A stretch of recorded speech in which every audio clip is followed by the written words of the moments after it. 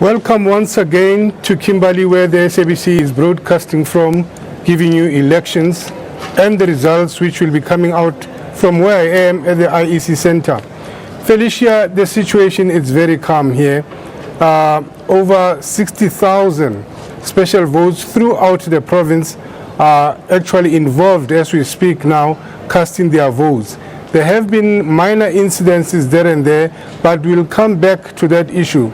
So I must just say also that we also have colleagues out in Uppington, we also have colleagues up in Kuruman, we also have colleagues in DR, where we will be bringing you all the news from those areas as to how the elections are going. But coming back to the issue of the incident that happened this morning, we know for a fact that all polling stations are secured, there are IEC officials, there are party agents.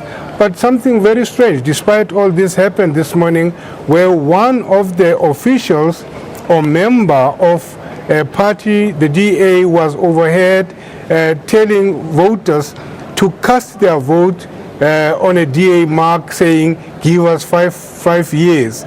Well, with me, just to look at that situation and to tell us what could this mean during this time of the election for one party official to say that is Dr. Matebesi, the analyst. Dr. Matebesi, what does this mean? Well, definitely, it's all these small incidents. We all know that it's the first day of the elections, yet a lot of us knows that the elections will only start in earnest on Wednesday. But it is these small issues that builds up that will negatively affect not only political parties, but also the credibility of the IEC and the Northern Cape. And I want to urge the officials at all the polling stations to take strong actions against party agents at these polling stations, because definitely a lot is at stake. We should also understand that currently potential investors are also looking at a situation in South Africa whether we can pull off credible elections. But yet, in the past we've been doing this quite well, but we should watch out for these small little incidents like what happened earlier today at a polling station.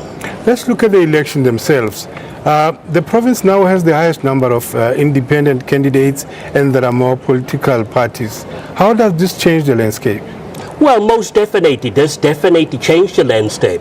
But one thing that we should understand about independent candidates, it actually means two things. Firstly, it also indicates that, yes, South Africa does have a vibrant electoral system. But at the end of the day, it may also indicate, it's actually indicative that perhaps people have lost confidence in your so-called party political situation.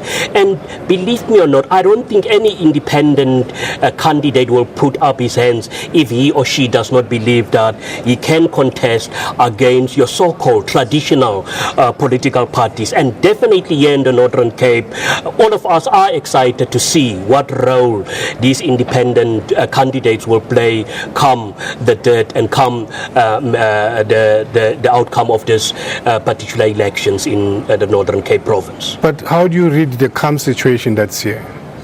Well, one thing that we should understand with special votes, that is always the case, but I think the pressure will definitely build up towards Wednesday.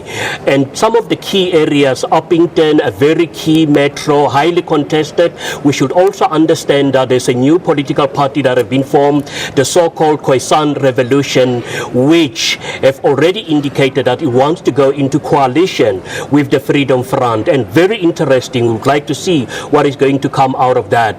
Kuruman have always been a volatile district here in the Northern Cape, a so-called cross-boundary municipality. But one thing that we should also remember, that's where the so-called no road, no school protests take place. And last time during my own research in that area, the residents there indicated definitely they will now vote not with their heart, but more intelligently. And once again, one would like to look forward to what is going to come out of the Kuruman situation, where school kids were prevented for more than eight months to go to school. And we know also during the last elections, protests actually happened on the day of the elections. Thank you very much, Dr. Matebesi. That's the situation that we have now here in the Northern Cape, and we hope to bring you more as time goes on. From us, it's back to Andy Jali. Thank you so much to Lehana Tsotetsi there joining us from Kimberley in the Northern Cape. Let's now turn attention to other stories where in Vuwani in Limpopo, voting stations did not open today. The Electoral Commission yesterday decided to postpone the special elections until tomorrow. Now, this is due to, of course, the small number of applications that were received in this area. Only 32 special vote applications had been received, and Vuwani residents had been opposing a new municipality. They have threatened also to boycott this week's local government elections. But to talk to us more